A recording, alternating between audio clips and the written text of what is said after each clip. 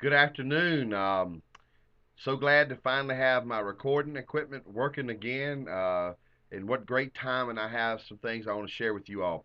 Some of you may or may not have heard by now that Youth for Christ Roxborough is going to close our warehouse for the weekends only for a few months. And I want to explain to you what precipitated this change in our schedule and what the plans are.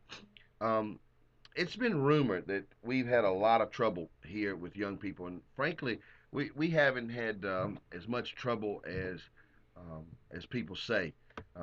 There's been very few fights, but frankly, one happened here this past Friday, May 14th. Some boys began arguing on the court. Our staff handled it great. Our staff and volunteers did a wonderful job of handling that. But even as they made a couple of young men leave who had been the catalyst, some other guys began uh, running their mouth, arguing, and they decided to take it outside. And when they got outside, they would not listen to our staff, and so they became so unruly that our staff decided to call the police. While the police were responding, the arguments escalated into physical conflict. Somebody, and it was such a melee of 8 or 10 boys. Nobody knows who it was, but somebody pulled out a knife, and one of the young men were cut in their abdomen. It did require medical treatment, and fortunately, we're just blessed and we're thankful that the young man was not critically injured, and he was in and out of the emergency room the same night with some stitches.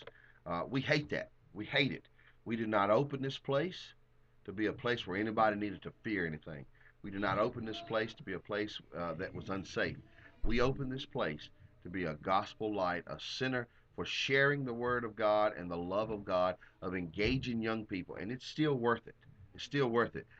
But this episode uh, has brought some things to a head that we want to deal with. Number one, it showed us that we have some areas where we need to improve. We've been going hard at it since April of 2006 here, and taking very little time off to address making the facility better, the operation better, and the staff better. And this episode is causing us to take this, as Andrew put it, Andrew Liggett stated it, take the great ship known as the warehouse and put it into dry dock so that we might make it more seaworthy than ever. And so we're excited, not because a young man got hurt. We're excited that this change has become the catalyst for greater change. This trouble, this difficulty we're facing, has catapulted us into uh, the recognition that we need to make the place better. And so, like I said, we've identified three key areas that we need to become better. Number one, the facility. And I won't tell you all that we've planned so far just for the sake of time, but things like this: more lighting outside, better better security cameras in some key places, and more security cameras. We've also determined that we want to purchase a metal detecting wand. We don't ever want to have it where every student is searched when they come in here. We don't want a police state here. We want a spirit state.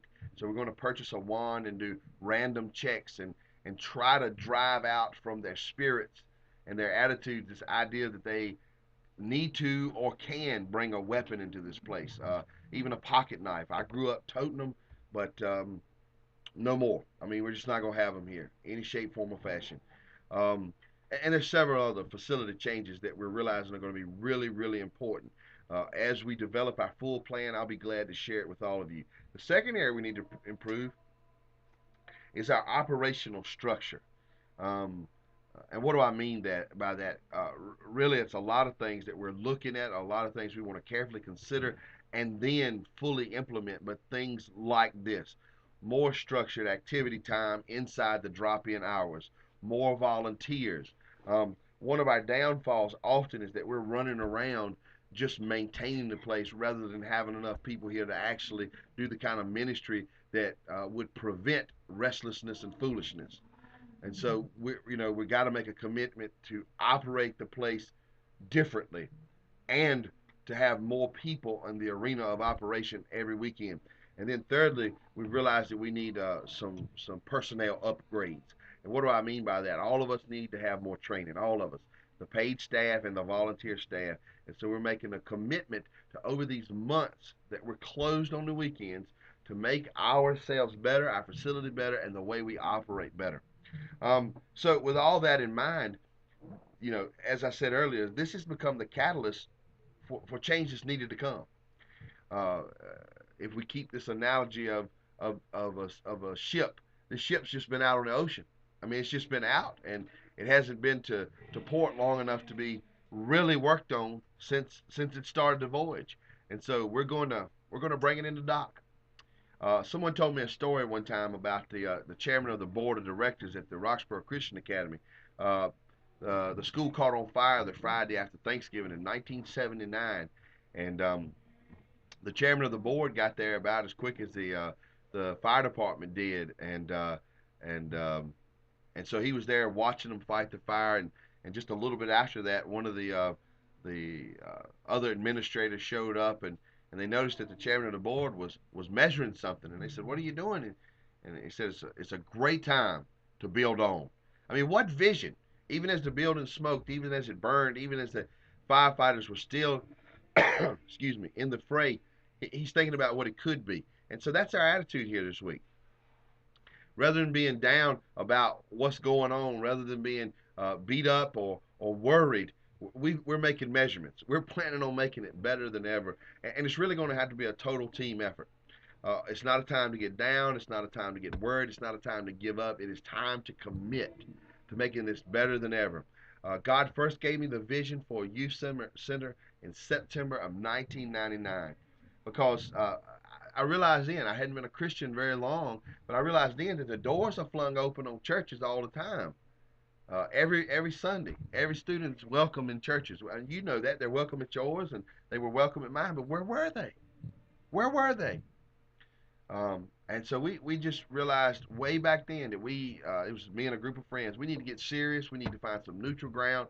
We need to invade their space. We need to make our space more welcoming. I mean, we needed all of these things. And then 7 years, 6.5 years later, God gave us this wonderful facility where hundreds of students pass through.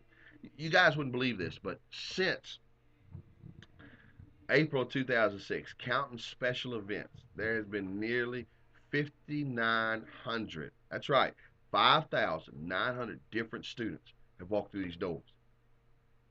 And we've been faithful in sharing the gospel. We've been faithful in building relationships.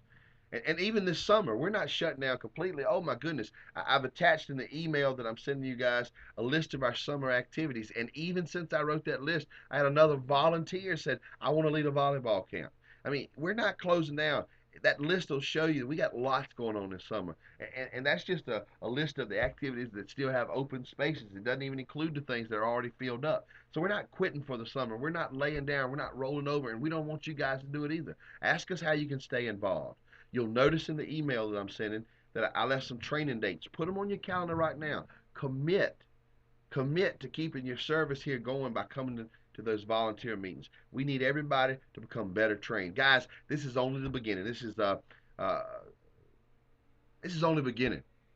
I don't even know how to say it. This is only the beginning. I'm so excited that we have this opportunity to make it better than ever. And it doesn't just come with my commitment. It doesn't just come with the board of directors commitment here at Youth for Christ because they're committed. And it doesn't just come with the staff's commitment because they're committed. It counts you guys too. You guys too.